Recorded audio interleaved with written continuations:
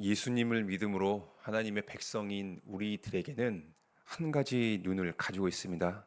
육적인 눈을 가지고 있죠. 그러나 우리들은요, 세상 사람들과는 달리 같은 눈을 가졌다 할지라도 육의 눈뿐만 아니라 영의 일도 볼 수 있는 그런 능력을 가졌습니다. 어떠한 신비한 환상을 본다는 그런 내용들이 아닙니다. 분명히 신자는 육의 일을 동시에 볼 뿐만 아니라 이 땅에 두 발을 딛고 살며 경험하며 우리는 육의 일, 영의 일, 하나님께서 행하시는 그 일을 우리는 동시에 볼 수 있는 그런 특권을 가졌습니다. 이 짧은 이 새벽 시간에 다시금 우리가 이것을 기억하면서 하나님을 믿으며 하나님을 경외하는 그런 오늘 하루가 되기를 소망합니다. 우리는 계속 출애굽기 14장 내용을 살펴보고 있습니다. 어제 살펴본 것처럼 현실의 어려움이 닥쳐왔을 때 하나님께서는 그들과 함께 계셔서 이제 오늘 본문을 통해서 그들을 위해서 어떻게 일하시는지, 선택한 이스라엘을 위해서 어떻게 싸우시는지를 하나님께서는 오늘 본문을 통해서 보여주고 있습니다. 하나님께서는 어떻게 일하셨냐? 세 가지로 오늘 말씀하고 있습니다. 말도 안 되는 일이 벌어졌죠. 그 큰 바다 홍해가 갈라졌습니다. 갈라져서 마른 땅이 되었어요. 그리고 좌우벽이 어떻게 되었습니까? 갈라진 그때 이제 그 물이 좌우벽이 되었습니다. 우리가 혹시 아이들과 수족관을 가신 경험이 있다면은 물고기들이 그 벽 안에서 막 놀고 막 그렇잖아요.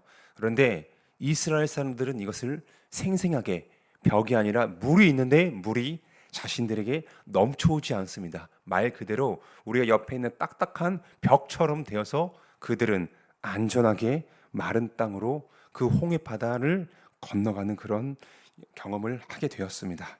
이것으로 끝나지 않았죠. 하나님의 인도하심과 보호하심, 싸우심은요, 이스라엘을 공격하고 추격하고 있는 그들에게도 드러났습니다. 어떻게 드러납니까? 애국 군대를 어지럽게 하셨습니다.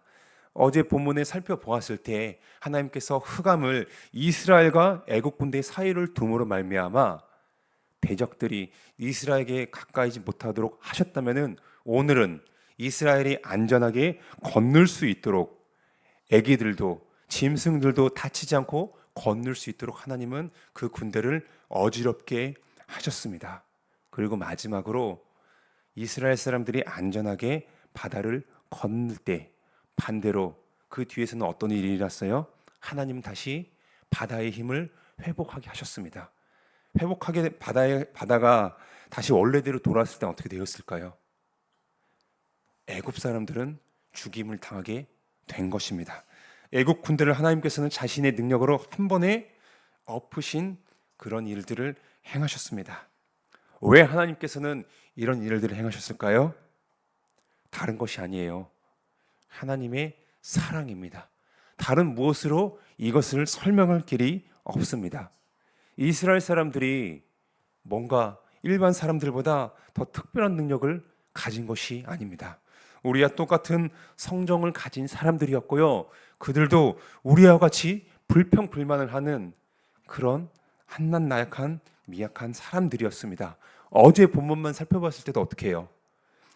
이스라엘 사람들은 분명히 그 출애굽 10재앙을 경험하였습니다. 그들에게는 그 재앙이 닥쳐오지 않았어요. 뿐만 아니라 부름 기둥과 불 기둥으로 하나님께서 친히 임재하셔서 그들을 보호해 주셨습니다. 이것을 목도했는데도 불구하고 어려움이 닥치자 이스라엘 백성은 어떻게 행동했어요?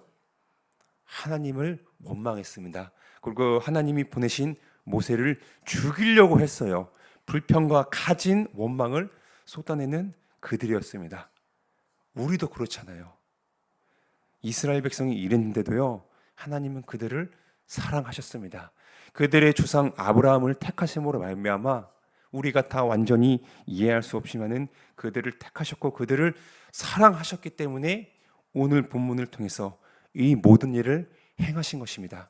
사실 인간적인 눈으로 보면은 애굽 사람이나 이스라엘 사람 별반 차이가 없습니다. 모두가 다 똑같이 죄로 말미암아 마땅히 죽어야 되는 그런 사람들이에요. 그러나 하나님은 애굽 군대는 그렇게 심판하셨지만은 동시에 하나님은 일하심으로 자신의 백성 이스라엘을 자신의 크신 능력을 보여주심으로 말미암아 구원하셨습니다. 이것을 보았을 때 이스라엘 사람들은 불평과 원망이 어떻게 되었습니까? 바뀌게 되었어요. 어제 같은 경우에 우리가 물론 어제와 오늘 우리는 시간적으로는 구분합니다. 그러나 이 본문은 한날 한시에 벌어진 사건입니다. 그렇게 하나님을 원망하며 불평불만하며 우리를 애굽으로 돌려보내줘 라고 했던 사람들이 마지막 절에서 어떻게 바뀝니까? 31절에서 여호와 하나님의 그 크신 능력을 보았을 때 어떻게 해요? 여호와를 경외하며 여호와를 믿으며 그의 종 모세를 믿었더라라고 그렇게 얘기합니다. 정말 이거 보면은 웃기지 않습니까? 부끄럽지 않습니까?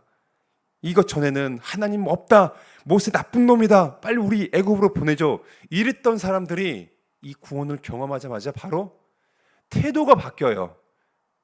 너무나 웃기지 않습니까?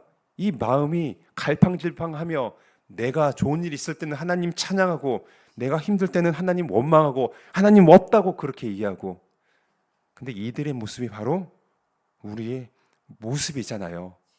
어제 이 말씀을 제가 전했습니다. 어제 이 말씀을 들었을 때 우리 성도님들 어떻게 사셨습니까?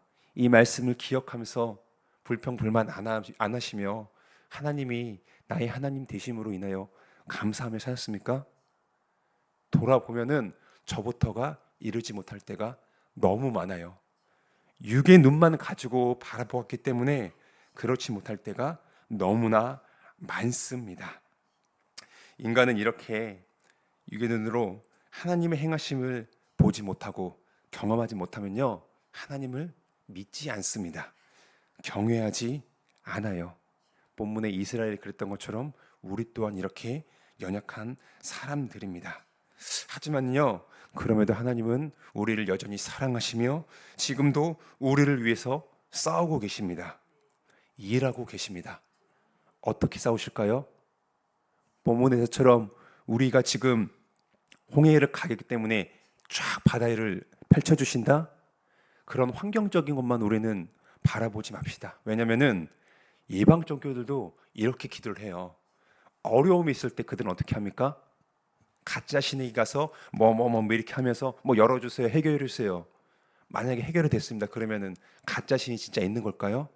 아닙니다.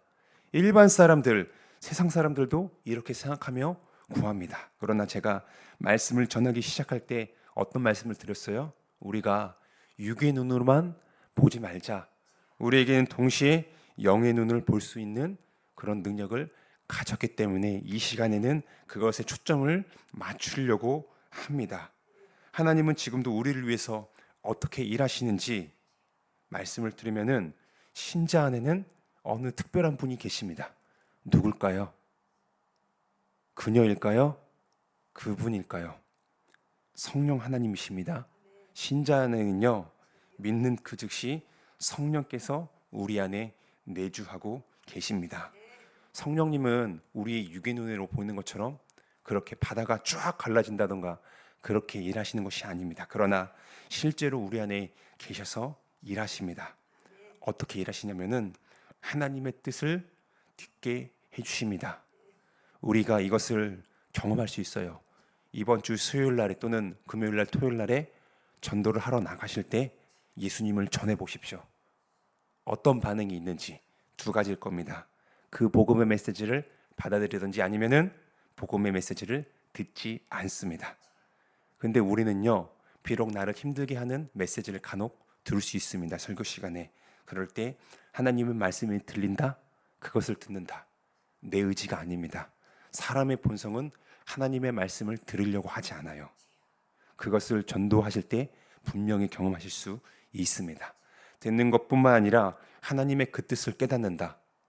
머리가 똑똑해가지고 아니면은 지식이 많다고 해서 깨닫는 것이 아닙니다.